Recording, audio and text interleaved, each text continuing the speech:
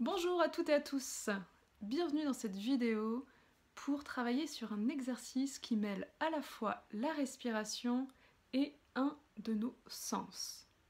Le principe est très simple.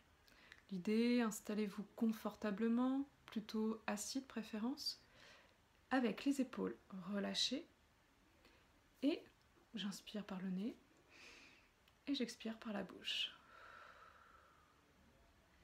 Et l'idée, c'est que dès qu'une idée passe, vous la laissez passer. Des idées, on en a des tas, donc en avoir, c'est normal. Donc vous les laissez venir. Quoi que ce soit, il peut y avoir tout et n'importe quoi qui passe, c'est normal. Vous laissez venir et vous reportez votre attention sur l'expiration. Et pour vous aider, pour porter l'attention sur cette expiration, vous allez focaliser sur un de vos sens. Alors certaines personnes vont privilégier plutôt le côté ressenti.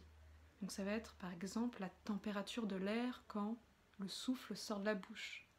Ou ça va être la sensation quand ça vient effleurer les lèvres en sortant de la bouche. D'autres vont plutôt privilégier le côté auditif, c'est-à-dire par exemple écouter le son de l'air quand vous soufflez.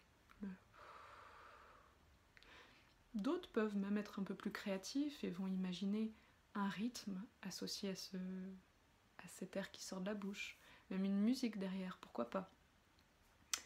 Et d'autres personnes vont se focaliser plutôt sur le côté visuel.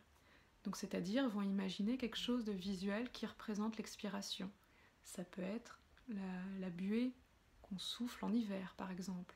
Ça peut être un fil de couleur qui représente l'expiration. Ça peut être des petites bulles, pourquoi pas. Après il y a le libre cours à l'imagination pour l'adapter à ce qui est le plus parlant pour vous, ce qui vous convient le plus. Et cet exercice, il est à faire autant de fois que vous voulez, il n'y a pas de limite. Je recommande en général 10 minutes par jour, 10 minutes plutôt quand vous êtes tranquille, que vous savez que vous n'allez pas être dérangé, que vous pouvez vous isoler un petit peu. Alors ça peut être fait, certaines personnes le font dans le métro aussi, quand il y a un moment où on est plutôt avec soi-même et où on peut se faire du bien et on a envie de s'accorder un moment pour soi.